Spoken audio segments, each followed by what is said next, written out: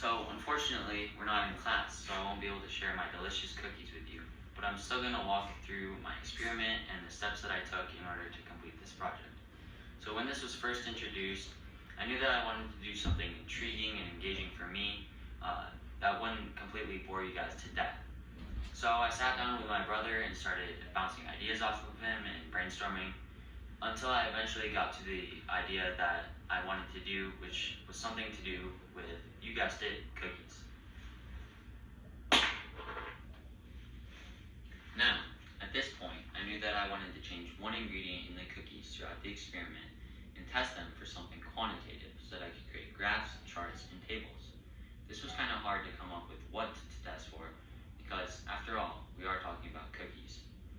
After brainstorming for a little bit longer, I came up with the idea to change the type of flour used throughout the cooking experience and then test the internal temperature of the cookies by setting checkpoints at 5 and 10 minutes.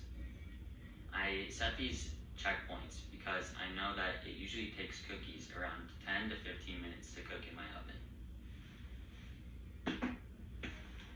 This led me to create my inquiry question of, does the type of flour used in baking cookies have an effect on the rate at which these cookies gain temperature in degrees Fahrenheit? Once I had all this, I had a good foundation laid for my experiment. However, I still didn't know what types of flour I would be using. So I took to the cupboards at my house and I found that we actually had a good selection. So I chose to use all-purpose flour as my control group, whole wheat flour as one of my independent variables, and almond flour as the other independent variable. So now that I knew what types of flour I'd be using, I needed to research individually what these were, how they affected the cookies, and overall just what they did. So to begin, I started looking at almond flour, and according to Winkler-Nodde, almond flour is noticeably thinner than all-purpose flour, but it still serves as a great substitute for those who can't or don't want to eat gluten.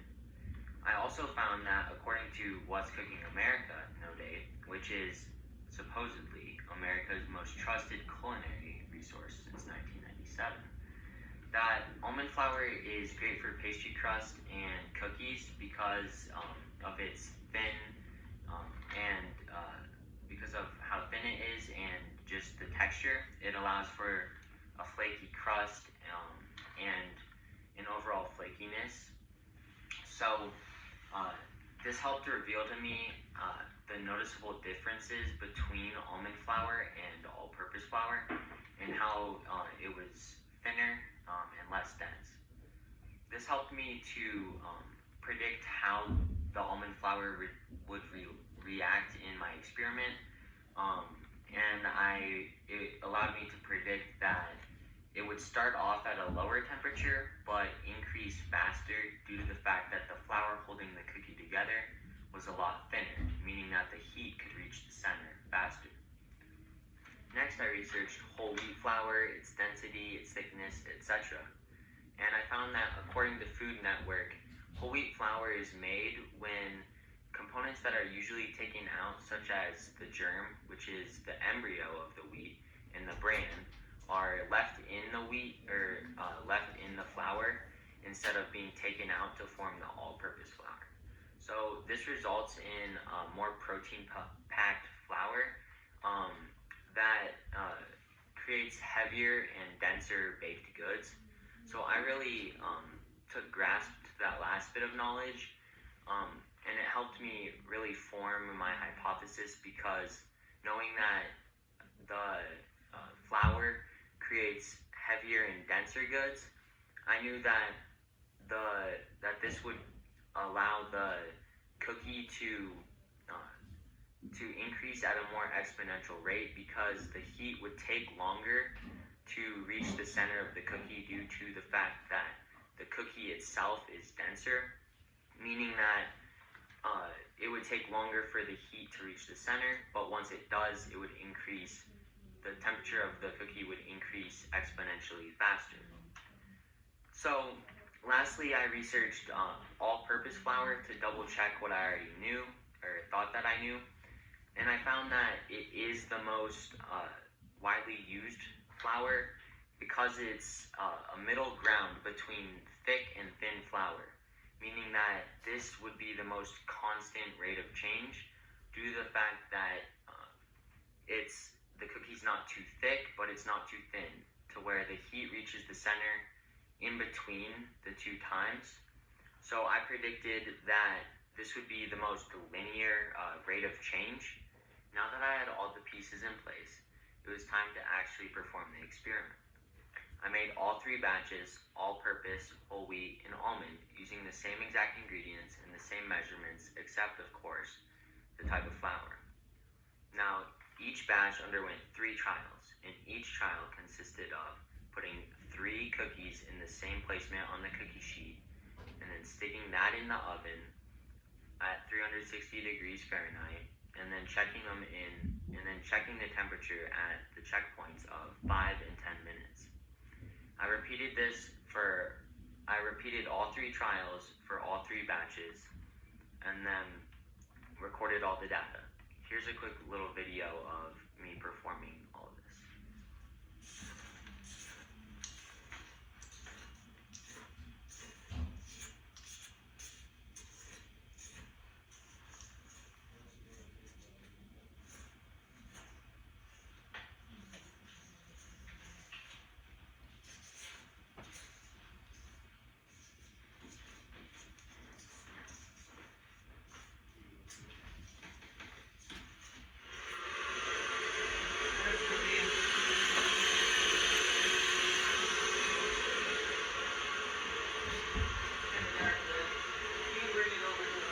It's fine.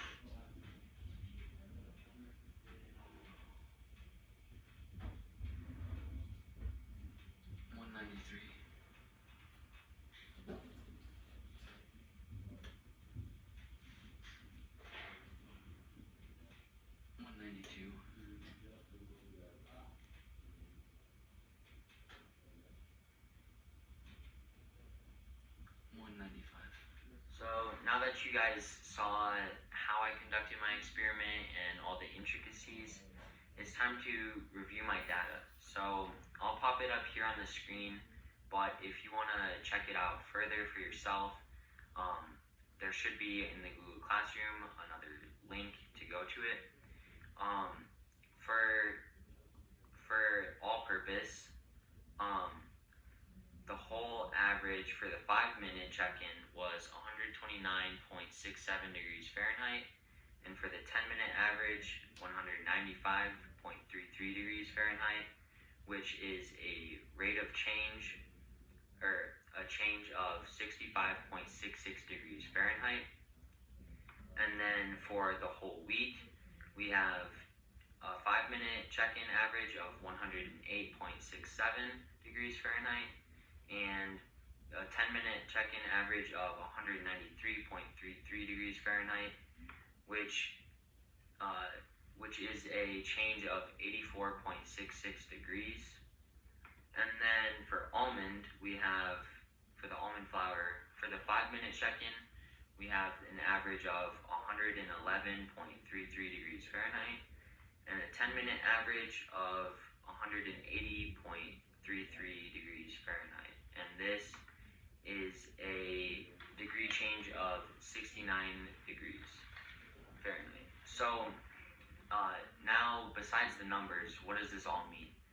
So I predicted in my hypothesis that the all-purpose would have the lowest or least, most linear change, and as we see by the data, with a 65.66 degree change, this is the lowest. And then coming in second, we have the almond flour, which represents a 69 degree change in Fahrenheit. And so this correlates with my hypothesis, because I predicted that the almond flour would have the next, it would still have an impact. And then And then for my whole wheat, which I predicted would have the biggest impact on the degree change, it had a degree change of 84.66 degrees Fahrenheit. So this data clearly shows that that the type of flour used does have an effect on the rate of change in degrees for the center of the cookies. And then for the open-ended inquiry question of how of what would happen if the type of flour is changed, obviously the rate of degree change will either increase or decrease, as we see represented by the whole wheat and by the almond. So let's go to the conclusion. So thank you all for listening to my speech, and I'm gonna end it with a nice little joke to wrap things up and get you all in the mood. So I'll pop it up here, but why did the cookie go to the hospital? Because he felt crummy. Once again, thank you guys for watching, and drop a like and subscribe.